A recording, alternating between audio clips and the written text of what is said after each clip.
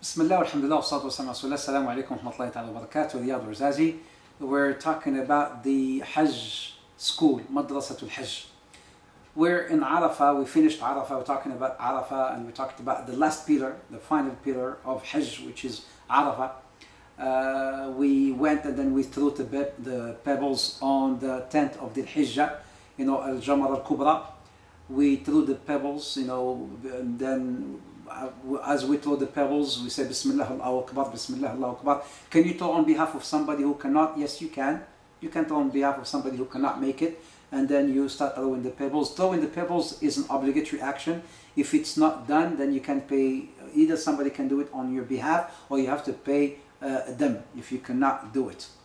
And then once you are done, the slaughtering will be done on your behalf, and then you shave and you or shorten, and for the sisters to cut up to finger joint. Until this point, everything can become or will become permissible for you, except intimacy, except being intimate with your spouse.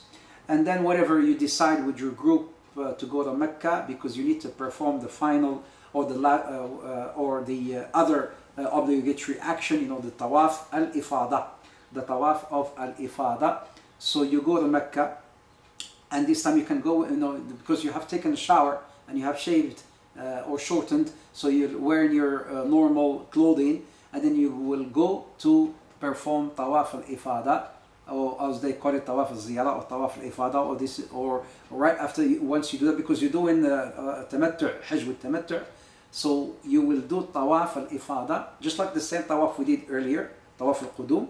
This is tawaf al-ifada or ziyara, and you will do the al-safa, between Safa and Marwa, the sa'i between the Safa and Marwa. The same as we have spoken, the same way that you have done it before, the same tawaf, except that you are within your clothes, so you're not doing ittiba, and you're not doing the ramal, like the walking briskly. And then you will go and you drink your zamzam and you make your dua and pray your 2 rak'ah behind Maqam Ibrahim. You go towards the Safa, doing the same way like the station of the dua. You're starting from the Safa, going to Marwa, and then you are done. There's no need to shave because you already have shaved and shortened. And here officially, the only thing that is left is basically the Ayyam al-Tashriq, the 11th, 12th and 13th of Dhul Hijjah. Once you are done with Tawaf al-Ifada, alhamdulillah, everything becomes permissible, including your spouse, including intimacy, right?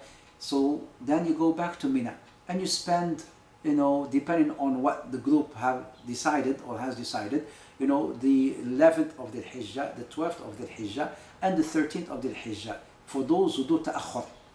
فَمَنْ تَعَجْلَ فِي يَوْمَيْنِ فَلَا إِثْمَ عَلَيْهِ وَمَنْ تَأَخَّرَ فَلَا إِثْمَ عَلَيْهِ لِمَنِ اتَّقَى. So as Allah subhanahu wa ta'ala says, those who want to do only ta'ajjul, who has hastened, they will only do 11 and 12 of Dhul Hijjah in Mina, and then they will leave after, before the sunrise, or before the sunset, before the sunset of the 12th. Those are fine, there is no ithm, there is no din on them, there is no sin upon them. And those who stay on the 13th, also there is no, it's all permissible, alhamdulillah, depending again on what you have decided with your group. What do you do during those times in Mina? It's not like a time of fun and khalas, you think it's all done, Allah Azza wa Jalla has accepted your Hajj for you. There you have to be very careful. This is the time where one should be making lots of dua and dhikr and qira'at al-Quran. أيام المعدودات فاذكر الله في أيام المعدودات. Allah Azza wa Jalla, when He mentions that, make mention of Allah in these days. These are really the blessed days of Allah subhanahu wa ta'ala. Right? So make lots of mention of Allah Azza wa Jalla, lots of dhikr of Allah subhanahu wa ta'ala during that day. And then you will do, of course, the jamarat. And here you will do the 3 jamarat, the small, the medium, and the large, and the big. Right? When do you do them? From after dhuhr until you have the whole day and the whole night until Fajr. Some even have given the fatwa that you can do them after Fajr, right? So, but the Prophet ﷺ, he did them right from after Zawal, from after dhuhr until you have the whole time, subhanAllah, the whole day to do the jamarat. And now the jamarat is not as hard as it used to be. It's a lot easier, alhamdulillah. There are many levels. You go with the group, you can go after Dhuhr or after Asr or after Maghrib. It's all up to you, alhamdulillah. And then you go to the first jamara. You start with the first jamara with 7 pebbles. You picked your 7 or 21. Here you need to pick 21 or a little bit, more than 21. You will pick them before. And then you will go 7, and then you Bismillah, Allahu Akbar, right? You will hit the first jamara, the small one, Bismillah, Allahu Akbar, Bismillah, Allahu Akbar 7 times, and then you move to the side, face the Qibla, and start making dua. Right? And then you move forward again to the second jamara, the middle one, and then you start taking the jamarat, the 7 of them, not all together. You cannot just take 7 and then throw them all at once. That is counted as one. So you have to, one pebble at a time. Bismillah, Allahu Akbar, Bismillah, Allahu Akbar, Bismillah. And be careful, akhi, and sister, when you're close to the jamarat, when you finish throwing, don't turn your face and then go back, because there are people throwing, they may hit you and hit your face. So you have to be really careful, how to throw the jamarat and how to come out from it, or from the jamarat. And then after the second jamarat, you move to the side as well, facing the Qibla, and you start making dua. And then you go to the third jamarat, the last one.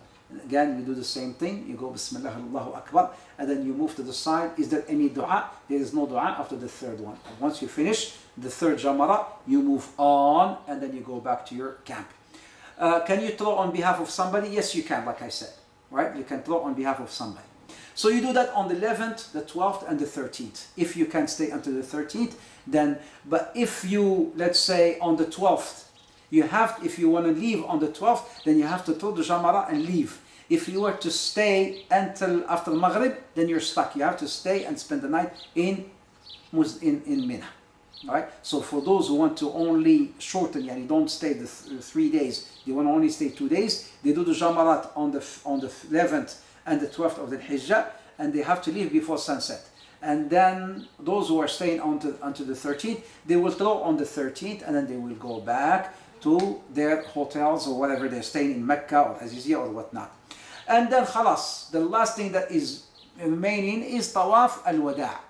Tawaf al-Wada', which is the farewell tawaf. It's also considered to be an obligatory action, except on women who have their menses. For women who may have their menses, then it drops, then they don't have to do it. Other than that, everybody has to do the Tawaf al-Wada', and that is the last action or the last ritual you will do before you head to the airport. You cannot do Tawaf al-Wada' and then go out shopping.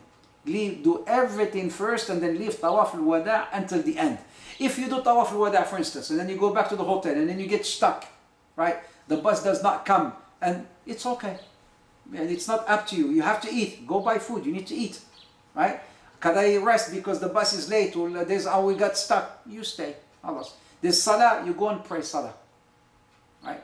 Because it's not up to you. But you cannot go out and do your shopping and whatnot. Right? The last thing that a person should do before leaving Mecca, the Haram, is to leave with, after completing Tawaf al-Wada'. We call it the farewell Tawaf. And after that, your Hajj, inshaAllah ta'ala, is all complete. What an amazing journey. Really. An amazing journey, my brothers and sisters, that started, in fact, from your home. Preparing for it. Don't prepare when you go there. La, you prepare from your home. Praying on time, the Fajr, Isha, the Salawat on time, the Dhikr, the Quran. Even your diet, you have to prepare it when you are home. In your home. Right? Some exercise, because there's a lot of effort there. A lot of walking.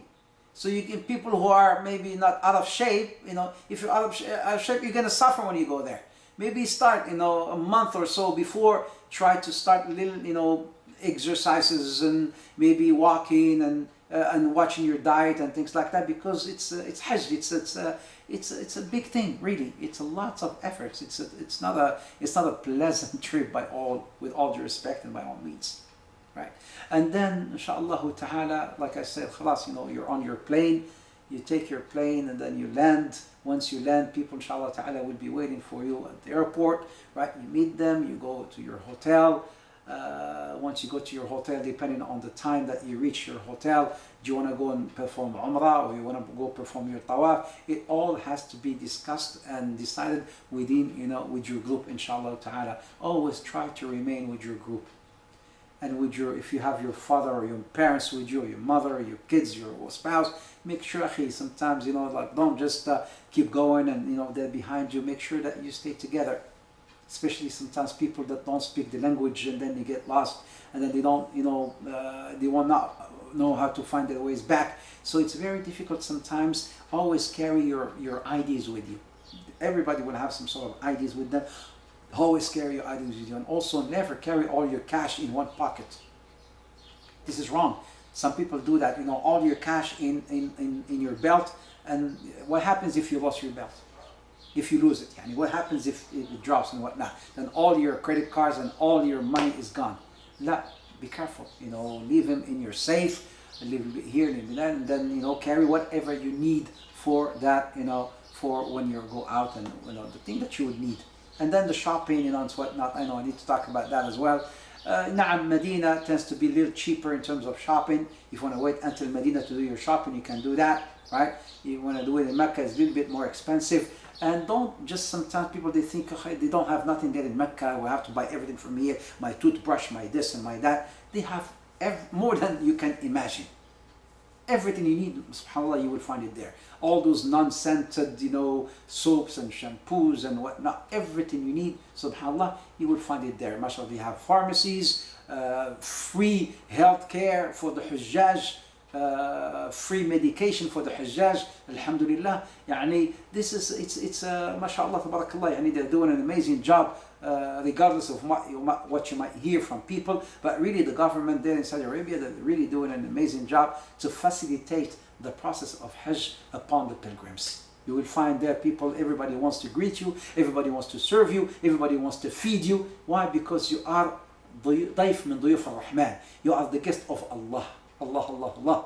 You are the guest. Na'am. Allah has invited you to go to Mecca, to Medina, Allah has invited you to go to His house, the sacred house, the house, the Kaaba. So you are the guest of Allah subhanahu wa ta'ala. Take advantage of this trip. Only Allah knows whether you're going to be able to go back to Mecca again. So make it as if this is your last Hajj, inshallah ta'ala. May Allah bless you and bless your families, and may Allah accept from you. Barakallahu feekum wa jazakumullah khair. Wassalamu alaikum wa rahmatullahi ta'ala wa barakatuh.